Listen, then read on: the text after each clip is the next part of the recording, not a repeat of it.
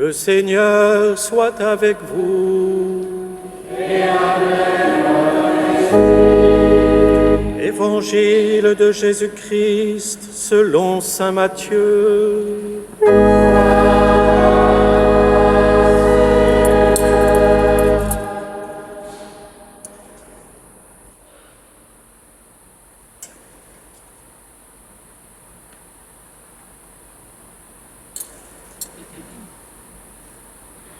En ce temps-là, Jésus disait à ses apôtres : « Ne craignez pas les hommes, rien n'est voilé qui ne sera dévoilé, rien n'est caché qui ne sera connu. Ce que je vous dis dans les ténèbres, dites-le en pleine lumière. Ce que vous entendez au creux de l'oreille, proclamez-le sur les toits. Ne craignez pas ce qui tue le corps sans pouvoir tuer l'âme. Craignez plutôt celui qui peut faire périr dans la géhenne l'âme aussi bien que le corps. 2 moineaux ne sont-ils pas vendus pour un sou? Or, pas un seul ne tombe à terre sans que votre Père le veuille. Quant à vous, même les cheveux de votre tête sont tous comptés. Soyez donc sans crainte. Vous valez bien plus qu'une multitude de moineaux. Quiconque se déclarera pour moi devant les hommes, moi aussi je me déclarerai pour lui devant mon Père qui est aux cieux. Mais celui qui me reniera devant les hommes, moi aussi je le renierai devant mon Père qui est aux cieux. Acclamons la parole de Dieu.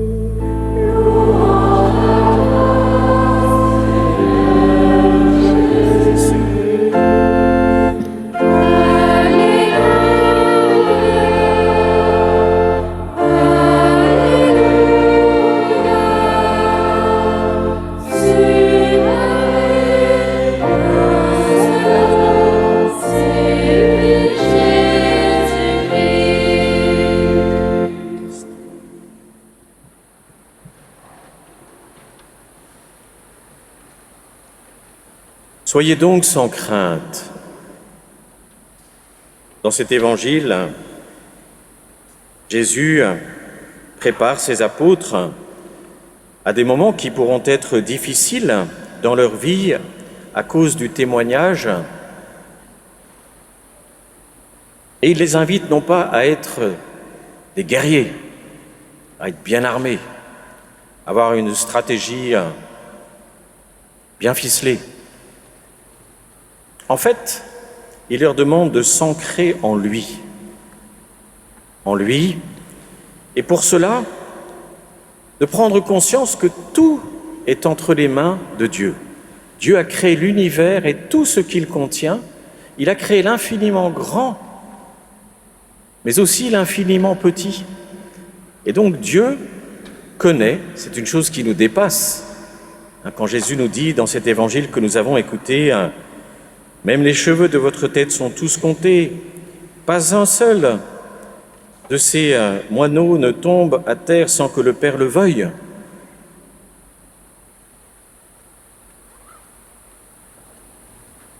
Donc, dit Jésus, vous valez beaucoup plus qu'une multitude de moineaux. Tous nous aimons la nature, généralement. En plus, aujourd'hui, on veut la préserver parce qu'on sait qu'elle est en danger. On se nourrit de la nature. Elle nous apporte tant. Et Dieu connaît l'infiniment petit. Et il nous dit, mais tu es infiniment plus pour moi, chacun, chacune de nous, que cette création si belle que tu contemples, suivant ce que tu aimes, dans l'infiniment grand ou dans l'infiniment petit, dans le quotidien. Tu vaux beaucoup plus que ça. Alors ne crains pas. Ne crains pas. Ça veut dire, regarde ton Dieu en qui tout est contenu, enracine-toi en lui, confie-toi à lui, entre de plus en plus dans cette vie avec lui, fais-lui confiance. Car nous sommes des pèlerins. Nous sommes des pèlerins sur cette terre. Nous sommes des pèlerins et donc les apôtres vont connaître des moments où ils vont annoncer la parole, être bien reçus. Ils vont connaître des persécutions, des moments de contradiction. Les Actes des Apôtres, ce livre qui vient après les Évangiles, nous raconte un certain nombre de choses qui sont arrivées aux apôtres et particulièrement à saint Paul. Tout cela fait partie de notre vie et nous on le vit à notre mesure dans notre quotidien. Il y a des moments forts et des moments difficiles, des moments de joie, des moments d'exultation comme dans une célébration. Dans une messe dominicale, on commence par s'accueillir, on se met dans l'humilité, on demande pardon au Seigneur et puis il y a un moment d'exultation, dans le Gloria, on se réjouit. On se réjouit. Et puis ensuite, on revient à la prière, on se recentre, on écoute la parole. On veut entrer, écouter le Seigneur qui nous parle. Il y a des moments différents, il y a un moment pour tout. Et dans notre vie aussi, il y a des moments comme cela qui sont différents. Et faire confiance au Seigneur, c'est accepter que nous sommes pèlerins et que dans notre pèlerinage sur terre, eh bien, il y a de tout. Bien sûr, nous désirons le bonheur, mais le Seigneur va nous apprendre petit à petit que ce bonheur, il se trouve d'abord et premièrement dans la relation avec lui. Alors ça prend du temps, parce qu'il faut d'abord commencer par connaître le Seigneur. Parfois, il peut nous paraître un peu loin, un peu abstrait. Ça peut être le Seigneur de notre catéchisme, des leçons que nous avions apprises. Ça, c'est un peu moins drôle. Ça peut être le Seigneur que l'on identifie avec des choses que l'on ne comprend pas dans l'Église. Ça devient douloureux. Mais le connaître lui, vraiment, ça prend du temps.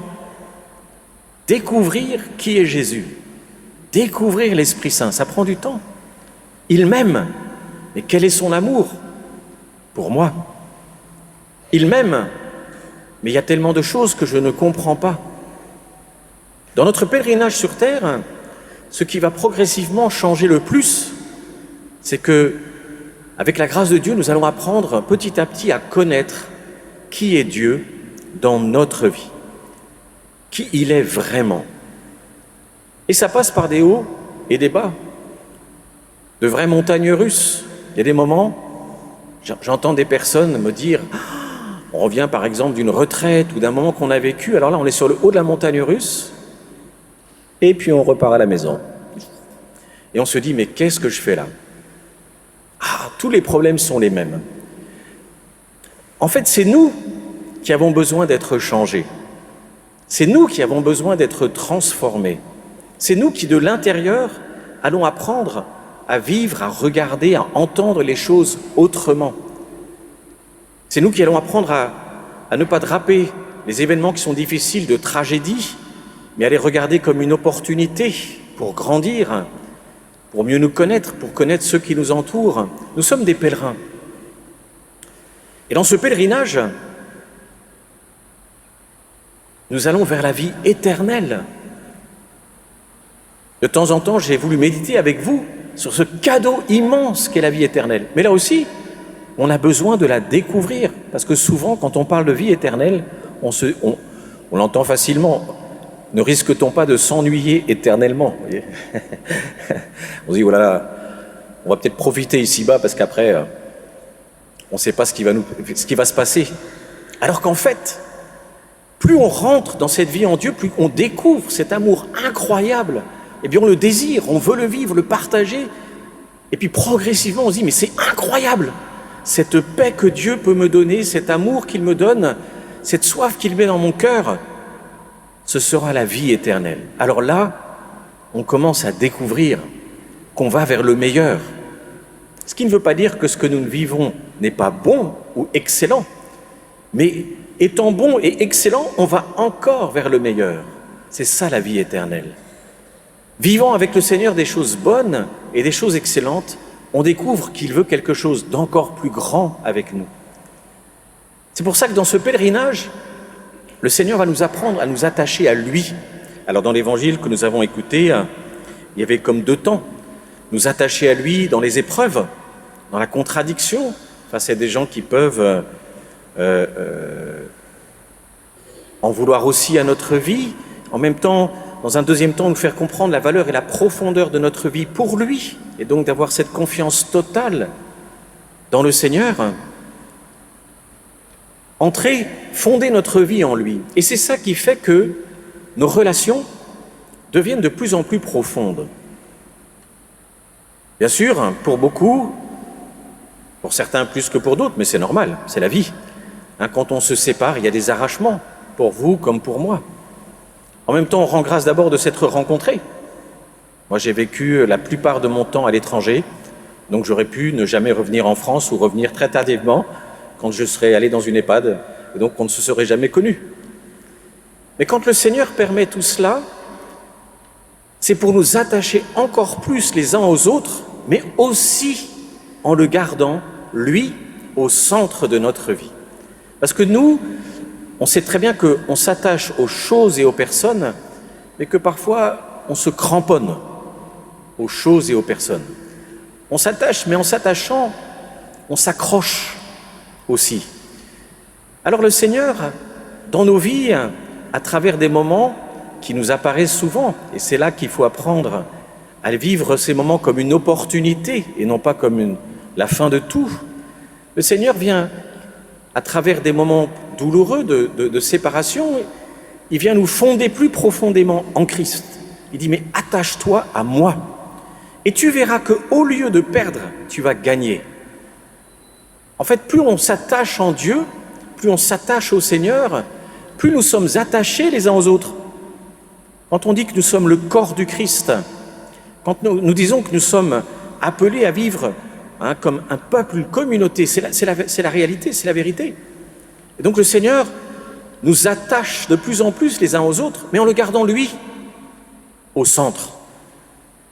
Et c'est là que c'est difficile, parce que souvent, oui, nous nous attachons les uns aux autres, puis le bon Dieu, ça dépend de là où on en est dans la vie. Parfois il est un peu poussiéreux sur une étagère, parfois il est à l'honneur dans la maison, parfois il est à l'honneur dans notre cœur, dans nos actes, dans nos vies. Bon, ça, il y a des hauts débats pour chacun, chacune. Le Seigneur chemine avec nous. Mais en fait, il nous appelle à le recevoir pleinement. Parce que c'est quand on vit les choses en Dieu, curieusement, j'allais presque dire bizarrement pour nos générations, parce qu'on se dit que tout cela est bizarre, en fait, il nous unit encore plus les uns aux autres. Différemment. Mais cette unité est réelle. Et ça, c'est très important. Parce que ça fait que toute rencontre devient une opportunité et que tout moment vécu ensemble, tout moment partagé est une occasion de grandir et d'aller plus loin. Aussi, je vous disais au début de cette messe, pour moi, ce qui est le plus important, c'est que nous avons cherché à construire ensemble. Et que, comme le dit l'Évangile, on espère pas avoir construit sur le sable, mais sur le roc. Et donc, en construisant sur le roc, eh bien, les choses demeurent. Et on peut toujours se dire, d'autant que la France n'est quand même pas si grande, nous nous reverrons. Et de toutes les façons, et c'est l'une d'entre vous qui me l'a dit, et j'ai trouvé ça très beau, très juste, nous reverrons aussi au ciel. Et ça, c'est vrai. Tout ce que nous construisons ici-bas, nous le construisons pour quelque chose qui va demeurer éternellement. Alors demandons cette grâce au Seigneur de croire d'abord en son amour. C'est la pierre angulaire. Croire en l'amour de Jésus pour nous qui vient dans chaque Eucharistie, sur cet autel pour venir dans notre bouche, dans notre cœur, dans nos vies, le mettre au centre, petit à petit, doucement, tranquillement, au cœur de nos vies. Et c'est cela qui fait que, avec lui, nous apprenons à être attachés, de plus en plus attachés les uns aux autres, mais en le gardant au centre, de telle façon que nous gardons aussi une liberté intérieure dans les séparations. Eh bien, je demande au Seigneur de vous bénir dans vos chemins, et je suis sûr qu'il le fera, par des chemins qui ne sont pas les nôtres, donc toujours avec des surprises. Et puis, je vous demande aussi de prier pour que le Seigneur, dans cette nouvelle mission, puisse me bénir et m'aider à construire l'Église là où je serai désormais. Amen.